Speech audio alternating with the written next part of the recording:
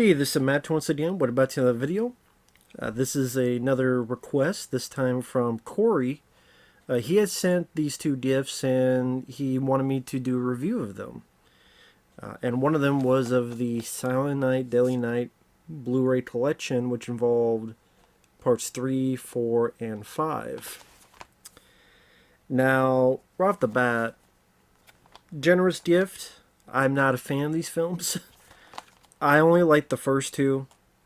I think the first one's actually a pretty decent movie, building up of how this person became a killer, has some good death scenes, person gets impaled into antlers.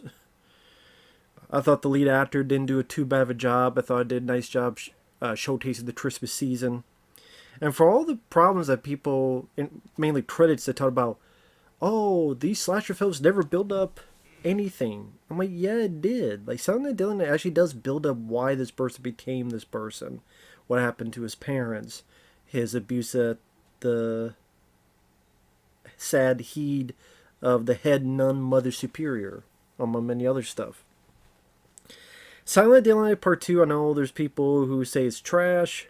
I mean, it is, and even if you didn't hear that, my throat literally wanted me to not say this, but sorry, throat. I'm going to say it anyway. I still like the film for Eric Freeman. People, I know some people said, well, why don't you just go watch the highlights on YouTube?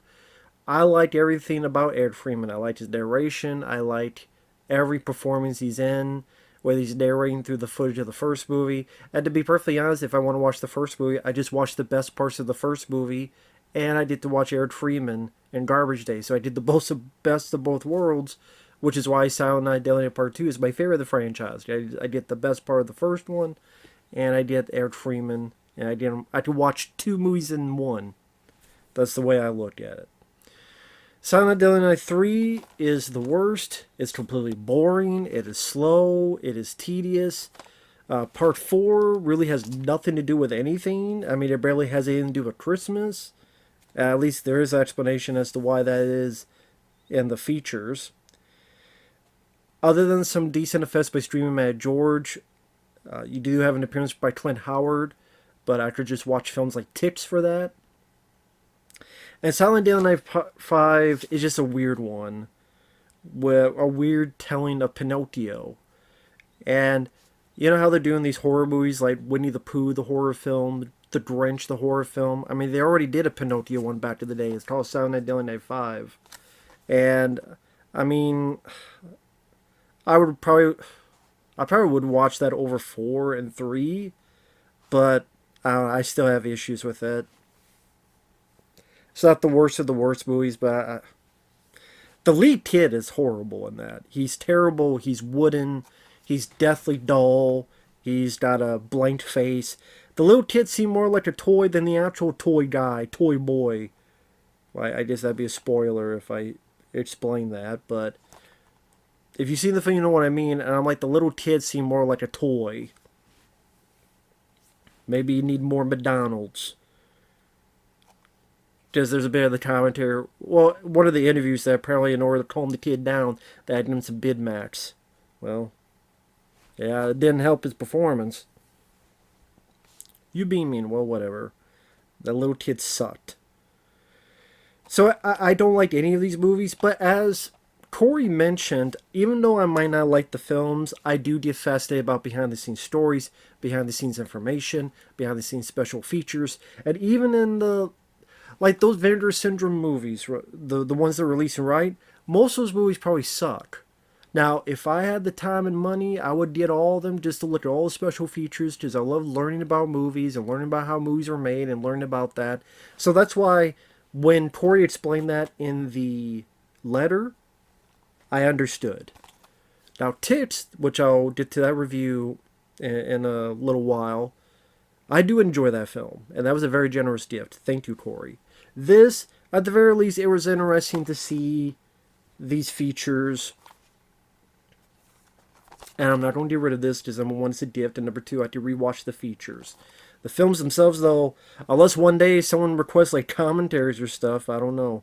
So Get into the Blu-ray. Now the picture quality, they look fine. They definitely look like an upgrade from the older DVDs. Vestron, I will say one thing with Vestron Video, they're usually very, very good with prices. A lot of the releases come out and they become very, very cheap. In fact, of all the Blu-ray companies, Stream Factory, Arrow Video, Vendor Syndrome, these are usually the cheapest. Now, I don't know the details on how they're able to afford that, but at the same time, that's very nice for the customer. So you could buy what they really Steel Dawn, which I don't have that one. I would not be surprised one day they do like Ghoulies 3. I know they did a few other releases, and they're pretty decent prices. So I give credit to that. And each one has its own disc. Now, it's the same cover art. I was thinking maybe you have part 3 and then part 4 and 5's like VHS covers, but whatever. But they are their own disc. So it's not like 2 or 3 on one disc.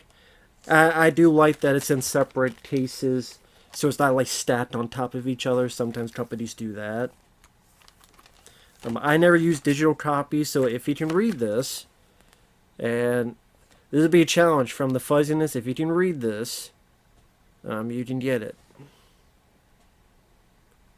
And you can tell just how wonderful this cheap camcorder is with how fuzzy that is. Go figure. Even though it says 720p 30 frames per second, but obviously you tell that's BS. So thank you, camcorder. Now, at the end of the features, Silent Night, Deadly Night 3, better watch out. You have a commentary with film historian Jarrett Gran. He's and I'm looking over here because I did write a few notes so I would not forget stuff. He's a film critic, historian, film programmer. He's from Australia. With film historians, they're those type of commentaries that they unleash a flourish of information about cast members, directors, companies at the time, and you can tell they pretty much have a script that they're reading verbatim, verbatim, verbatim. It's like listening to someone read from a book. Very much like that. So that depends on how you're into it. Some people don't like that, some people do. I like someone giving out a plethora of information, but at the same time, it would have been nice if it was with someone and kind of like doing it in a conversation style. But this, you do tell it's written out and you're just reading blah, blah, blah, blah, blah. So sometimes if you listen to that long enough, you kind of lose a little bit of interest. Also, I disagree with his taste in films where he's talking about how Silent Night, Deadly Night 3, the quality far outshines other straight-to-video films. It excels in workmanship, feels like a theatrical movie than other direct-to-video stuff. I don't see that. I really don't. Again, I think this is easily the worst of all 5 of them. I think it's dog shit movie. I think it's one of the worst films of the 80s. I didn't put in a top 10, but if I had a top 20, it probably would fit in there.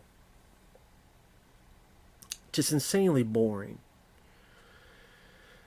The actress Scully, not Dana Scully, Samantha Scully, apparently wasn't cast at first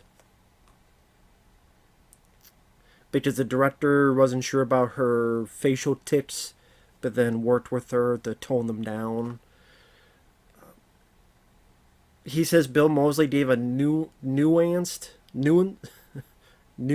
performance. I mean,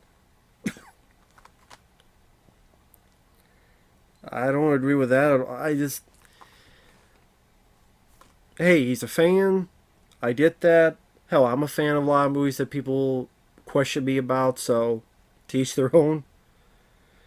It depends how you feel about trivia dialect of a commentary. But there's not a lot of pauses. it does try to go through each of the actors, directors, and again, it's kind of one of those things that if you're that interested in Silent Night 3, which to me I'm not really, so maybe I was the wrong audience for it. Just depends on. I mean, part of me wishes there was like a information, but it was a joking Joe Bob Bridge type of commentary, or again, people making fun of the movie with info put in their commentary. Does it? If any movie deserves to be made fun of, it's definitely this. I mean, look at the Bill Moseley with the salad bowl on his head. Now, it does have a few interviews. The first interview is Bill Moseley. It's about 13 minutes, give or take. It's called Outshine the Brain Tap. And Bill Moseley is always nice to hear from him. I mean, he was in, of course, Texas Chainsaw Massacre 2 as Chop Top.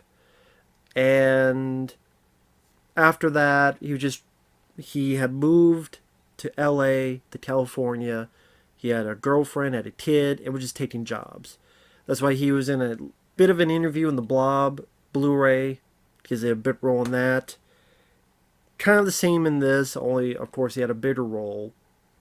He tells about acting with his body, he tells about the brain tap, the salad bowl, and how that was made. He talked about how his mainstay was to outshine the brain tap. That was nice for him to get a job. Also, he tells about how he was not really able to cry on screen until this movie came, where he's sitting down and there's the old lady and he's trying to eat this soup, and then somehow it helped him to make him cry. I do love Bill Moseley saying that as he's saying this, like a very sort of tearful reminiscence of it. He then says, "Eh, man, it was the weirdest fucking moment of my life." I thought that was the best part of all the interviews, was him saying that line. Because you think, oh, geez, it was a touching moment, or he was going to use some other word, but to say, like, this is the weirdest fucking moment of my life. I thought that was appropriate for this kind of movie. The only other I was going to say dialect. The only diagnostic of this fucking funeral, this autopsy, is there's a point where the character's supposed to stalk down the stairs, and they told him, "Oh, you need to go home. We'll get a PA or someone to do and show the feet." And he's like, "No, I'm going to do it. Because, you hired me, and he might do it wrong, and even with my feet, I'm going to show how to act." Because he's very gung-ho to do what he could. He does mention that when he goes to conventions, there's not a lot of people that come up with Silent Night 3 stuff. But I guess once in a while. But I mean, Bill Moseley's a nice guy. He's not going to knock the film. He's not going to really talk shit about it. I mean, it was nice to hear Bill Moseley.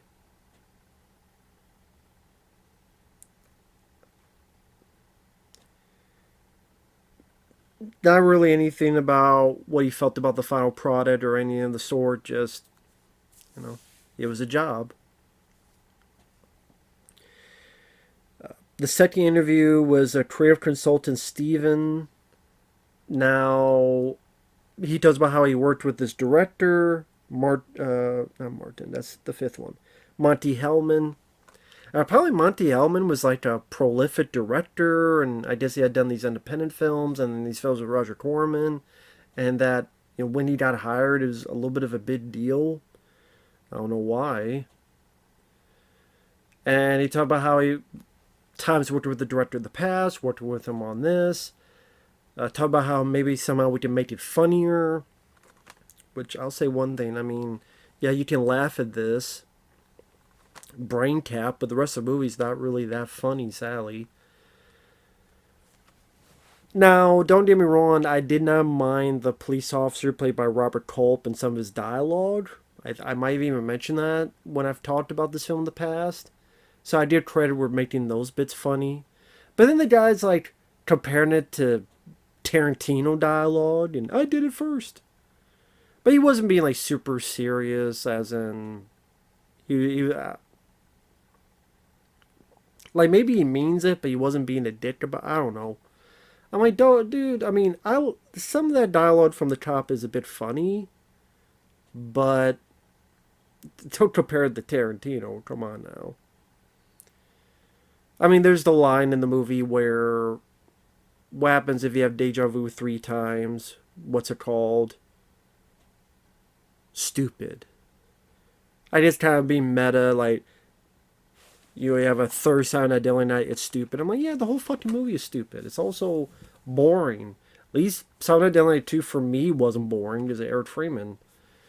That's the thing, you got Bill Moseley, you got this actor that we know can do a lot of things with his voice, with his mannerisms, crazy wild stuff.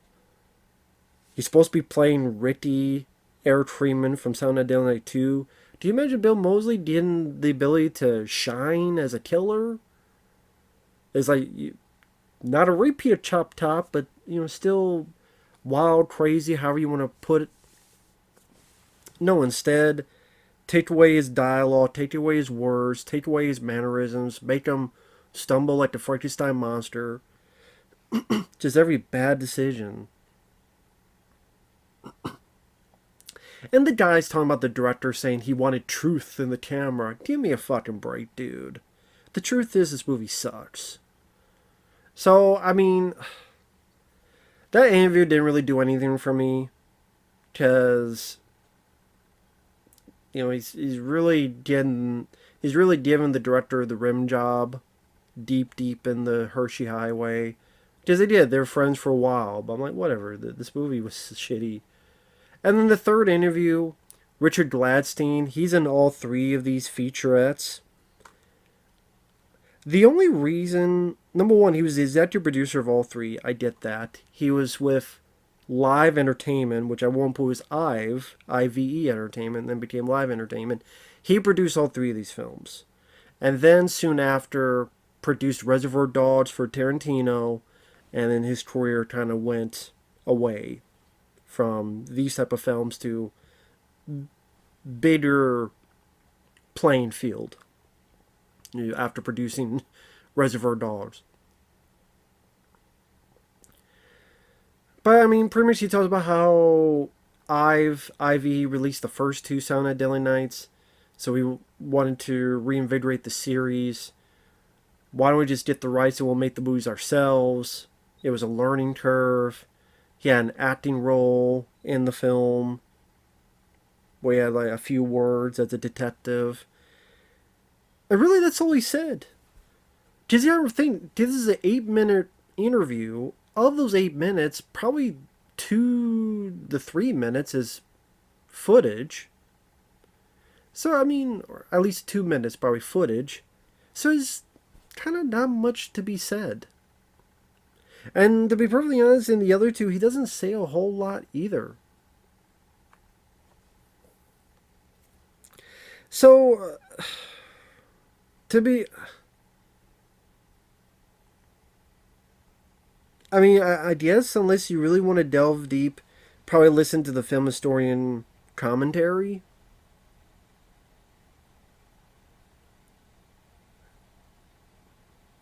Because the Trio Consultant and for a live audience on a 3 interview, they don't really give you much info to me that was worth a spit. Sound of Deadly Night 4, The Initiation, that commentary wasn't too bad. Because Michael Felcher hosts it, Brian Yuzna, the director's part of it. And Michael Felcher does keep the conversation going, so there's no dead spots. Brian Yuzna is a pretty decent speaker, energetic. He's not... Sometimes in commentaries you have a person that sounds very dull and doesn't want to be there. But Brian Yuzna, they keep the conversation going. I won't say it's an entertaining commentary, but it's If you want to learn more about the film, decently informative.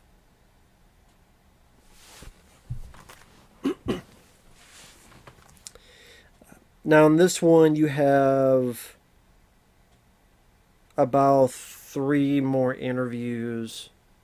Well, four. 4 interviews this time. You have an interview with Woody Teeth, who is one of the writers.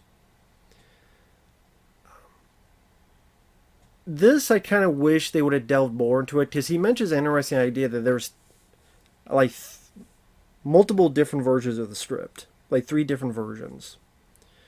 I wish they would have pressed into what those versions were. I wish they went more into detail with that.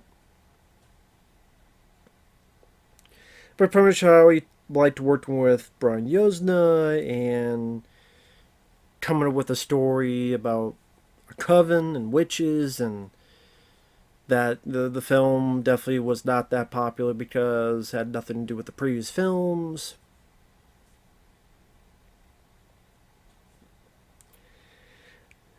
And some of the interesting parts of the commentary on part 4, Brian Yuzna, he kind of repeats for the interview he has with part 5.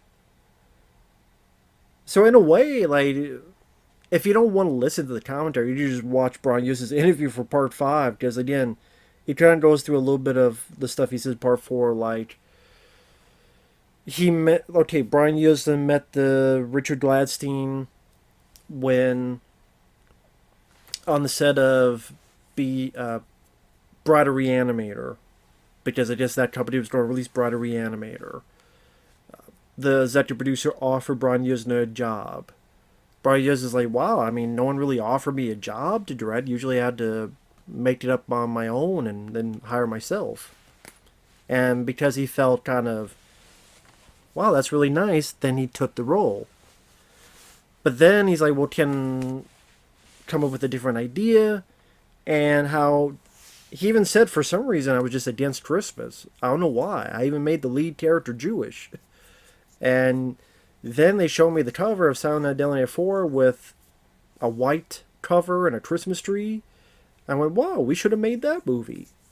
And then that's why he came back to produce Silent Night, Deadly Night 5. And when he produced that, and did he help write it? No, he just produced it. Actually, who's the writer? Yeah, he did help write it. That became much more of a Christmas theme. And there was someone in a Santa suit, but it dealt with toys and other stuff.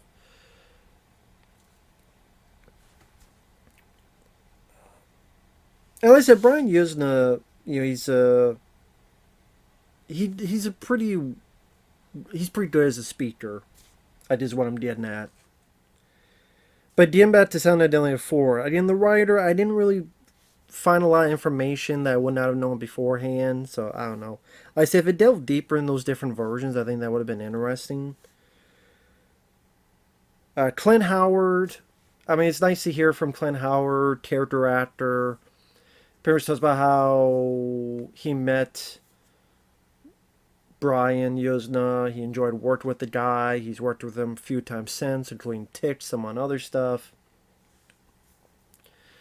How get into the part and how, yeah, it was weird, but he'd been in so many different roles. He played an alien in Star Trek when he was a kid, so he knew about weird stuff.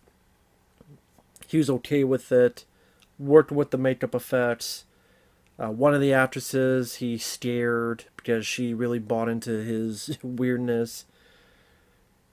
Worked with the actors. He had praise for the lead actress. Oh, what was her? Was it Neith Hunter? Yeah, I think Neith Hunter. He had praise for her. He had praise for Tommy Hinkley. Elise Beasley, I think that was the actress that he mentioned he had scared, or that she was scared of him.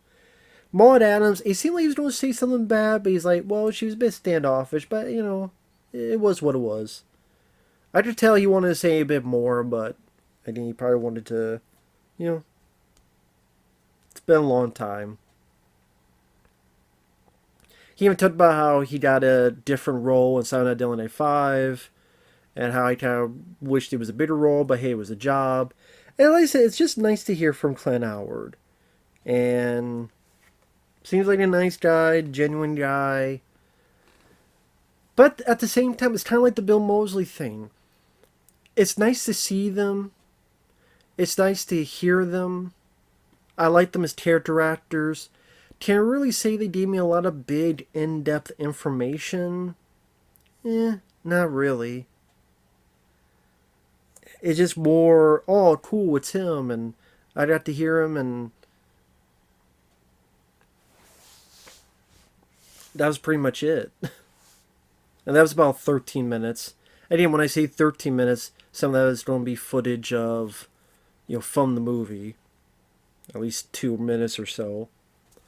Richard Gladstein appears again for 8 minutes. He's about how he met Brian Yuzna, how he said he wanted a sexual component to the film, because the other films didn't have it. I'm like, well, the first film was about naughty and had sex scenes and literally Linnea Quigley having sex, and then she gets impaled on antlers. But I guess he meant a different type of sexual component. Whatever. He said we didn't care about one connection to the other, and that there was no connection. We just, if it told a new story well. The company didn't care because it would ship something in a box, and we didn't care because we just wanted to do whatever we wanted to do. We didn't care if it didn't connect to previous films. Just say even part 3, like, this is supposed to be Eric Freeman's character, which, okay, if you say so. I mean, it was cool to hear from Streaming Mad George, who I believe is a Japanese guy, and I'm trying to remember, I think it was Elm Street documentary. I think it was the Elm Street documentary where I last saw him get interviewed. Because he worked on, like, Elm Street 4, the cockroach bit. So it was cool to hear him again. Seems a very quirky, energetic guy. Although here he seemed a bit toned down. I remember that. He said that he was giggling all the time. I guess with age, he's toned down a bit. He has more gray hair. White gray hair. But it was nice to hear about him talk about the effects and how he came up with the effects and how he worked with Brian Yuzna on Society and how Brian Yuzna wanted surreal stuff and Streaming Mad George liked that because he's into surreal stuff. And then how it went into creating the bugs and stuff in part 4. He also worked on the effects of part 5, so he's interviewed on there. And he talked about how it was interesting to deal with the toys, trying to make these weird toys. How he could not cast Mickey Rooney's face because Mickey Rooney wouldn't allow the stuff be on it. So, Stream Mad George, there's a point where you see Mickey Rooney's face taken off. If you've seen the film, you know why. Stream Mad George had to do that by hand, without a mold, by hand, and that's pretty stellar. This shows how damn talented he is. So it was cool to hear from him and get info on the effects. That's definitely some of the better interviews. Honestly, when you get to part 5, there's another commentary. Michael Felcher hosts it, and this time with Martin Titrisser, who's the director co-writer. Him and Michael Felcher on that commentary. Like I said, Michael Felcher at least does a good job keeping the momentum going as the host for these commentaries. Now, the director, Martin Titrisser,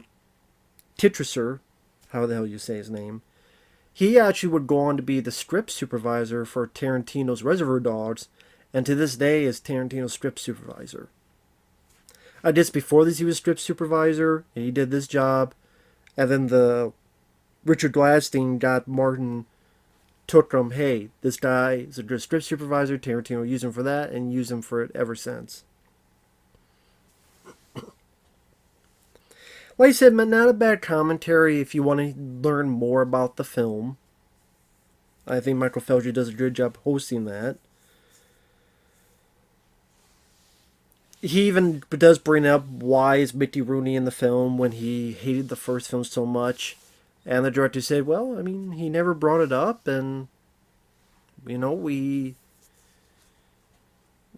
people asked me and others who we wanted, and he said Mickey Rooney, and they went to him, and he said, I'll do it, but I can only work for 4 days.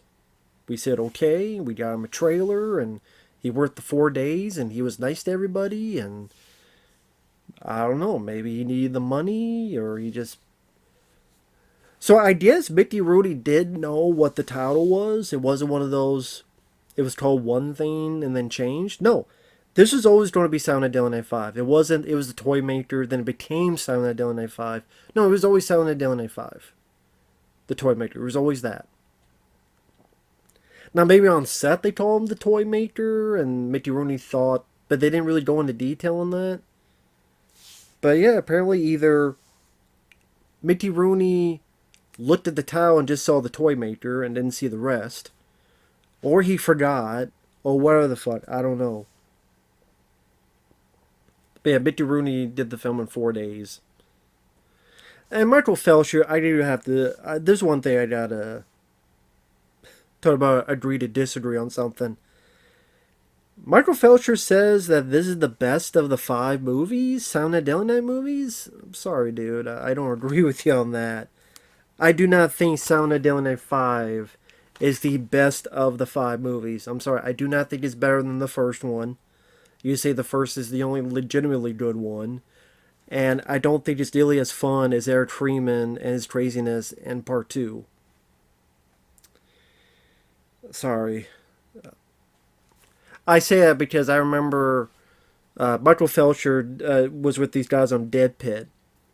And I was in the chat and I mentioned, hey, what about this film Murder by Phone? Richard Chamberlain was like, oh, that movie's so ridiculous. And I'm like, Michael Felsher, you're talking about how that film's ridiculous? But you're praising this as the best of the 5? This film's more ridiculous than Murder by Phone. This film, spoiler, has your lead, well, not lead, but this teen turned out to be a giant fucking toy as a take on Pinocchio. His name is Pino, and Mickey Rooney is called Joe Petto. It's supposed to be Geppetto, but Joe Petto. Jesus. And the end is the teen in a outfit looking like Ken doll, no dick, fake plastic hair like a toy, humping a woman, calling her mommy. While the dead-faced little kid still could just be a dead-faced little kid and shows no emotion, because that was another thing. I would say before we did the best interview on here, because the two interview with Brian Yuzna, because even that he talks about the stuff I mentioned before about doing the film and what that he didn't know about Mickey Rooney and the first film, but then Mickey Rooney said yes in 4 days, and I did about working on part 4, and this is going to be much more about Christmas. It's pretty much the stuff he talked about, and like Brian Yuzna interview is pretty good. I was going to say the best interview I would say is Brian Bremer, Pino's Truth. He's the actor that's the teen that becomes the toy boy. He's the best interview because, number one, he's energetic, but he's also remembering more than other people are. And he's remembering details. And he was actually in Pumpkinhead. He was one of the few that survived at the end of Pumpkinhead. He was one of the... I don't want to say redneck, but one of the teens that were the poor folk. Not part of the kids that got the one kid run over, but part of the poorer folk that believed in the legend, and he's one of the few that survived at the end of Pumpkinhead 1. I didn't realize that was the same kid. I'm like, oh, it is the same guy. But he tells about how he worked with Brian Yuzna on Society, going for this role as well, getting the role, how to approach the character, working in the suit, worked with Mickey Rooney. He told a few tales of Mickey Rooney, like Mickey Rooney would do pranks because Mickey Rooney knew that there was a lot of insurance on him, so he would kind of play around. He definitely had the most detail, the most information to give on the film. Definitely one of the more heartfelt interviews. I'd say that's probably the best interview of all three of these movies, these features. Because Richard Gladstein, I mean, he didn't really have much to say other than they did another one because the previous was successful. Worked with Brian Yuzna again, hiring this director. Brian Yuzna mentioned, why don't you get this guy to direct? And then taking the guy to go work with Tarantino, and how he would talk a little bit about Mickey Rooney. I did really nothing that wasn't said on the other interviews. Like I said, you could have completely taken his interviews out and not miss anything. So that's the thing, like, for the price that you're getting, you're a diehard fan of the films, I'm sure the commentaries will be enough to suffice for info. I mean, like I said, on the part 3, the creative consultant and Richard Gladstein, to me, those interviews are kind of pointless. Bill Moseley, just fun to hear from him. But, I mean, I guess he doesn't want to badmouth the film or badmouth anything about it. Although, come on, dude. I mean, when you look like this, I think it's okay to poke a few shots at it. But, maybe it's being nice. And if you want to listen to the film historian, feel free. I think that would have been nice if you got Michael Felcher with Bill Moseley to do a commentary. I think that would have been better. Because Michael Felcher worked with Bill Moseley on a commentary for Texas Chainsaw Massacre 2. And I also had, Tom Savini and others. So, I don't know why they didn't do that. Like, why didn't you have Michael Felcher and Bill Moseley? Because if Felcher did a commentary for 4 and 5, why didn't you do one for part 3? I don't really know why. Maybe even he's like, fuck part 3. But okay. But I think that would have been more interesting to have Michael Felcher and Bill Moseley on the commentary. But you have a film historian. Part 4, Brian Yuzna, probably the best of the 3 commentaries. The screenwriter, I wish they dealt more detail with the different versions of the script, but sadly they don't. Stream Mad George on part 4 and 5. Nice to hear from him and learn about the makeup effects. Clint Howard, again, nice to hear from him. And he talks about, how he enjoyed working on the film and the gooey stuff by Stream Mad George and all that. Again, just nice to hear from Clint Howard. Then the commentary for part 5 is fine. I don't have a lot of issues with it. Obviously, you have the 3 films that probably has the best interviews. Like Brian Yuzna, Brian Bremer, who played Pino, Stream Mad George, Richard Gladstein, again, you just skip. He really offers nothing to the proceedings in terms of information. He really does not. So I think Richard Gladstein, they could have just left his ass off of the whole fucking thing. I mean, the 3 really terrible movies, they got features, they're on Blu-ray, they look better than the DVD, and yeah, I mean, part of me still think it's shitty that, Murder by Phone, Richard Chamberlain, which I think is better than all 3 of these films combined, in my opinion, is only on fucking VHS. Same with Nightlife, Great Misdemeanors, that's because of assholes behind the scenes that won't give up the rights. Or Night of the Juggler, same thing. Like all these films stuck on VHS, but I know that's because of rights, because there's people who have them that keep them hostage for greed, or they're lost to the sands of copyright time. But, these three shitty sequels get a release. But, I mean, if you wanted part of your Silent Night Deadly Night collection, it is cheap from Vestron. Like I said, you do get... Each one does have features. A commentary on interviews. I mean, fuck, it seems like more shit was done here than Scream Factory's bullshit April Fool's Day. Well, actually, I don't even have it, so I don't know what I'm pointing. I'm pointing to a homemade one. Because I'm like, fuck that Blu-ray. That Blu-ray sucks. The Scream Factory did. Barely any features, no commentaries. Bullshit. April Fool's Day deserved a lot fucking more.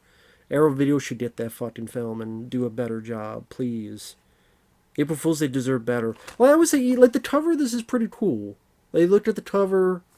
Maybe I'll put it over there as well. The cover is actually pretty cool. I think it's really nice artwork. But no, they do April Fool's Day Scream Factories. Like, here's a bunch of dolls. This is one scene that lasts a minute with dolls. Doesn't mean you put fucking bunch of Barbie dolls on the fucking cover. Scream Factory, you shithead. Anyway, this is a good looking cover, I will say. And yeah, Vestron, with the kind of films they're dealing with, I think they did as best as they could. So they weren't lazy. I would say this, Vestron and Michael Filcher, they were not lazy with this. I'm sure when they interviewed Richard Gladstein, I'm like, fuck, this is all we get from him? Okay. Well, I guess it's something. No. Can't blame, the maker. You can't blame the producers of the features if the interviews don't give you anything to work with. So, that's Silent Night Deadly Night, the collection 3, 4, and 5.